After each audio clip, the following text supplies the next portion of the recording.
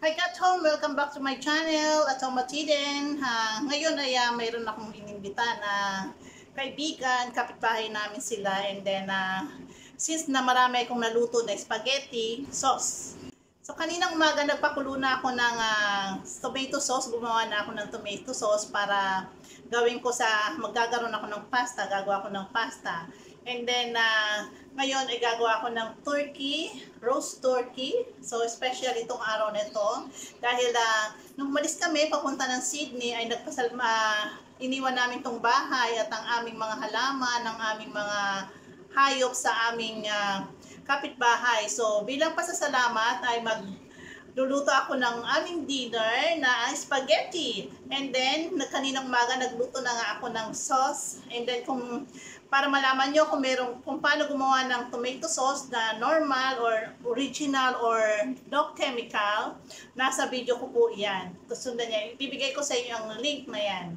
And for the meantime, ngayon nga ay magpe-prepare ako ng roast turkey. So, nakabili kami ng turkey na mura lang. So, samahan nyo ako. Bilang pasasalamat sa aming kapitbahay, in-invite ko sila mag-dinner dito sa aming bahay ngayong araw na ito. Para nang sa ganon ay just a gratefulness. Yan. So, i-turn back yung aming pasasalamat sa kanila kasi nilagaan nila yung aming hayop. Nilagaan namin nila yung aming bakuran, kung anong meron kami ngayon ito, habang kami ay nasa Sydney. So, ngayon, samahan nyo ako mga Kat-Home. Huwag kayong mawawala. See ya!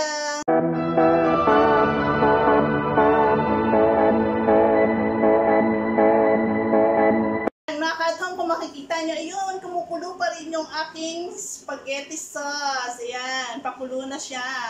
And malapit na maluto. So, sinubulan ko siya kaninang umaga. So, ngayon, ano ko ng isang tray, what to call this? Isang bag, isang tray ng malaking box ng tomato.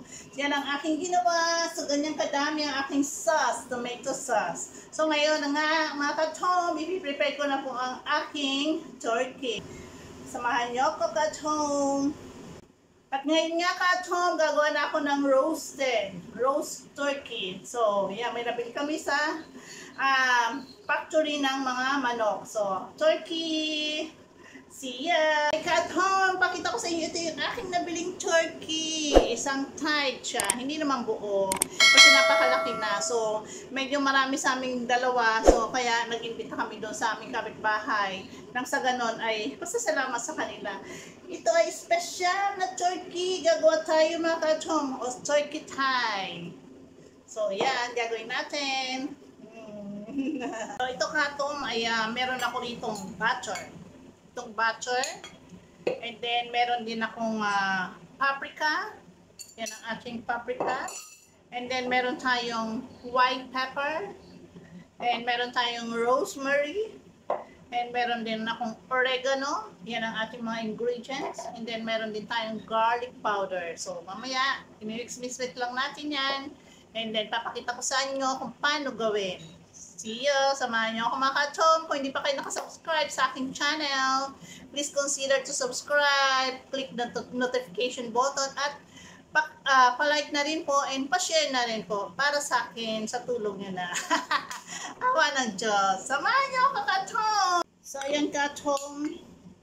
Ito yung butter. And then, ito yung paprika. Mix niyo lang. Mix it together. At saka oregano, lagyan ng konting oregano. Ito yung herb spicy. And then, meron akong fresh rosemary, galing doon sa bakura namin. Ilalagay ko to. Yan. Hiniwa ko siya ng maliliit. And meron pa rin akong rosemary na galing sa to. Yan, lagyan natin. Mix lang.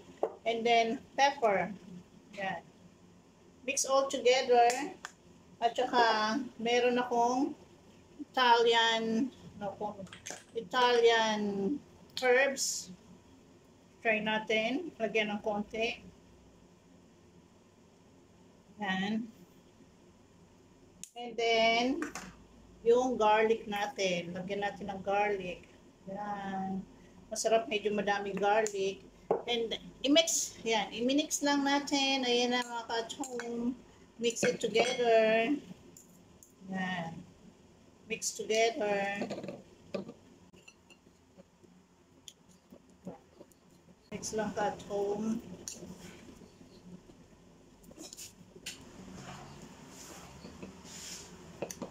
Lahat ng herbs. Kung gusto nyo dagdagan pa ng mga herbs, para na sa ganon ay maging malasa.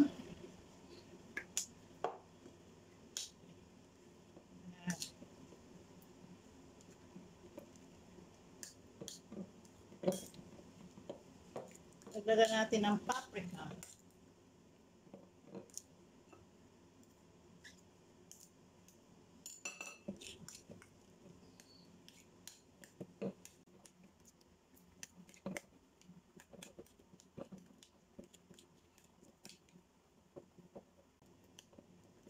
Yan, nadurog na.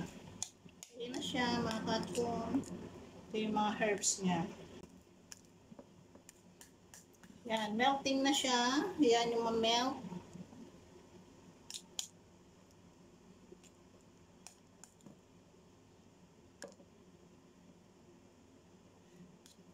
Ang aking turkey, hinugasan kong maigi, and then para maging masarap ay tusok-tusokin nyo na. Tusok-tusokin ng ganyan. Para madaling maluto ang meat. Yan. Tusok-tusok lang para madaling maluto ang meat. So, ganyan. At saka pumasok yung sa kaloob-looban yung lasa ng ingredients. Yan. Since ka-at-home wala akong parsley, na dry parsley, so yung fresh parsley ang nilagay ko dyan sa herbs. Pwede rin naman yun. Kung anong meron lang ako dito sa bahay, yun lang ang aking nilagay. Yan. Para masarap. Hiniwa akong mga sibuyas. I-spread natin yan. 4 na loaves, 4 na sibuyas ang aking ginawa. Yan. And then, parang kulang pa.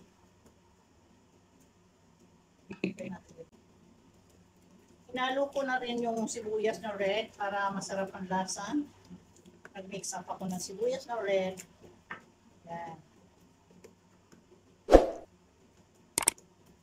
And then, lalagay natin ang carrots at saka ang patatas. So, mix lang yan. Carrots and patatas. Lagyan natin ng asin. Konting asin para may lasa lang siya. At saka ng olive oil.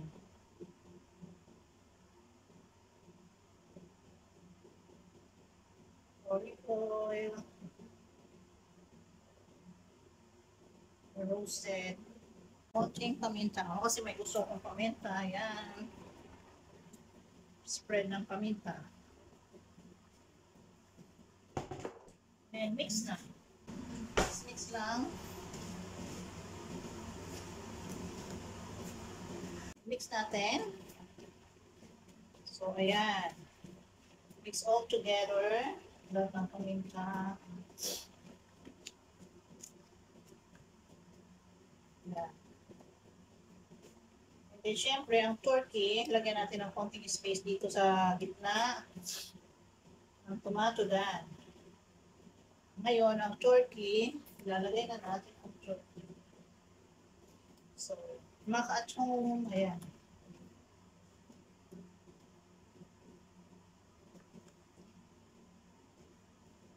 Kailangan merong ano doon sa ilalim. Doon siya sa ilalim, mas luyas, pampalasa. Ayan.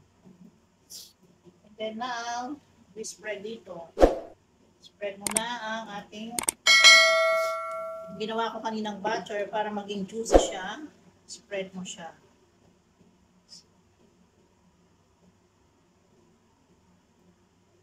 Ayan. So, kailangan gamitin ang kamay. Paano gamitin ang kamay?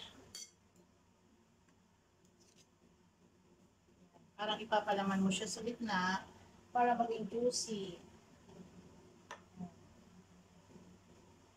Pero at home kanina, nilagyan ko na ito ng asin.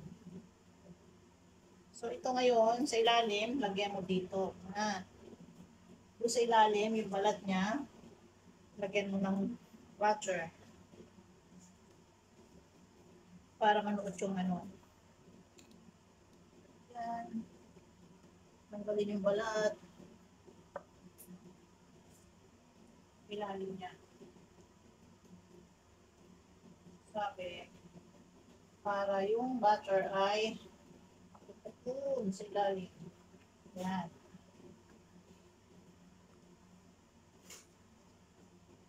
Doon sa ilalim ng, yan, binuksan ko siya, diba? Binuksan ko siya, yan yung papataan. Yan. Para maging juicy. So, yan.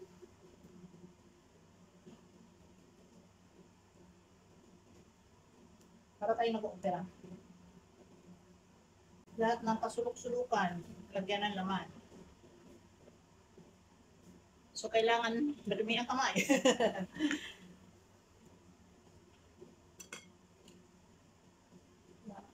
Doon. So, yun ang mga katong. So, ilagay natin sa ilalim. Yung ating turkey, nang sa ganun ay maluto siya. Masarap.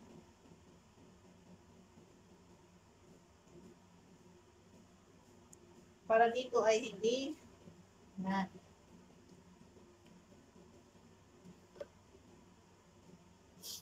So, kanina nilagyan ko na rin ng asin yan. Pwede lagyan mo doon sa ilalim para ma-marinate yung ano niya. Yan. Kita nyo ba ilalim niya? Yan. Ipahid nyo doon yung mga sobra. Yan.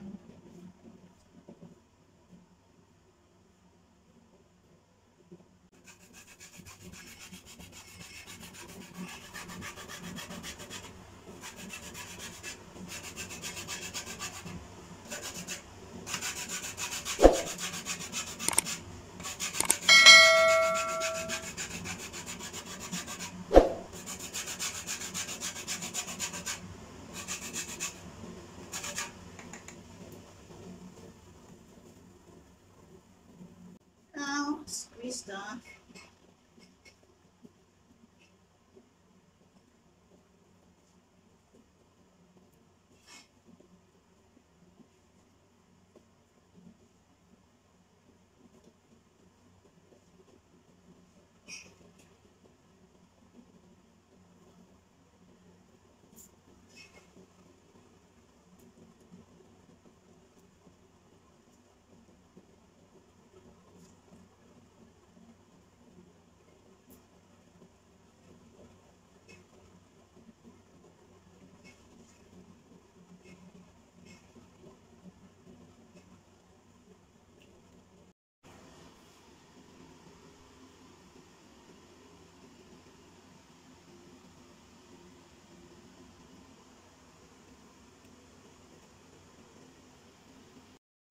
Yan mga ka-choms, ito na yung aking ginawang preparasyon. So, ready for oven na. So, hintay lang tayo ng after 1 hour, ito ay maluluto na.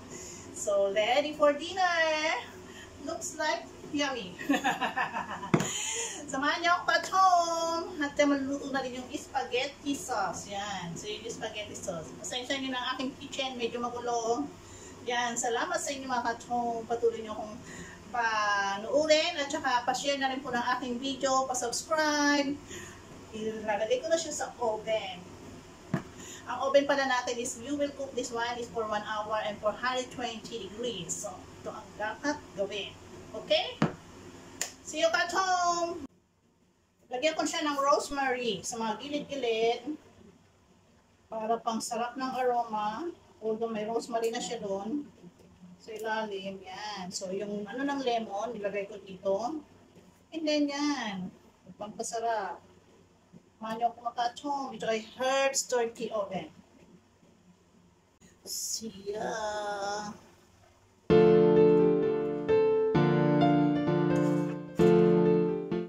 So, ito, maghahanda na ako ng table namin para sa aming, hindi naman sila bisita kasi parang kapamilya na rin dahil sila yung nag-alaga ng aming mga hayop habang wala kami. So, ganda ko ng table, at home.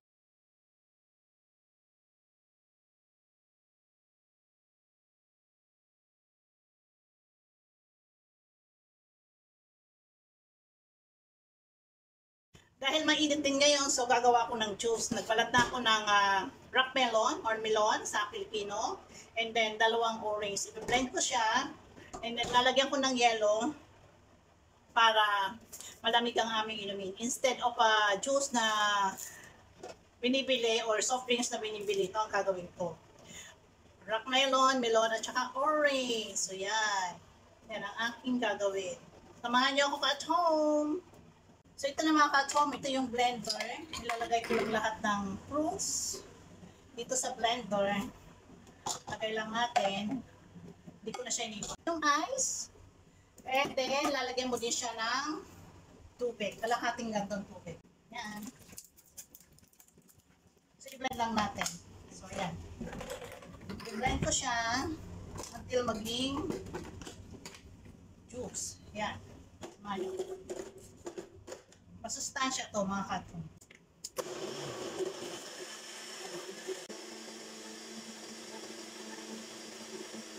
Mapaw na. So ayan mga katong, okay na siya. And then, wow. Bango. Orange. Lalagay ko dito. So ayan, pwede na siyang inumin. I-try natin sa basa. Masarap. Orange and lemon. Orange and melon. Sarap. Ito na sila main time. So, yan, at home. Nakita nyo ba siya? Oh, nearly cook na. Cook na siya. Yan. Nearly at cook na siya. Ayan, oh, ang aking roasted na turkey. Wow, wow. Ayan mga ka-at-home, ang aking pasta, pinakuluan ko na siya at malapit na maluto, handang-handa na siya. And ang aking sauce naman, ang aking tomato sauce, ayan, okay na rin siya. And maigay na sa kapaligiran dahil nandiyan na yung aming bisita. So ito na yung aking spaghetti, handa ko na siya. Ayan ang aming table at handa na talaga. Handang-handa na kaming kumain. Let's eat mga ka at home. Thank you for watching. Bye.